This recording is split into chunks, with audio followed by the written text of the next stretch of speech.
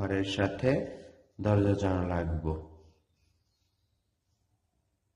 অত্যন্ত সহজ কৌশলে আমরা আঁকছি, না বোঝার কোনো কথাই নেই। এই দাগগুলো সোজা করে দিব। এখন এটার সাথে লেগে দিলাম, এটার সাথে, এই তো দরজা জানালা হয়ে গেল। দেখুন, সহজ কৌশলে, খুব ইজি। এবার দেখুন, এই যে দাগ দেখতে পাচ্ছেন, এই দাগের উপর দিয়ে আমরা এই তো একটা পাহাড়, আবার এখানে আরেকটা পাহাড়,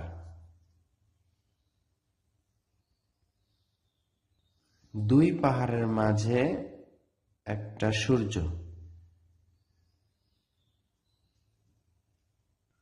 সূর্যতে সূর্যরশ্মি, একটা ছোট একটা বড়, একটা ছোট একটা বড়।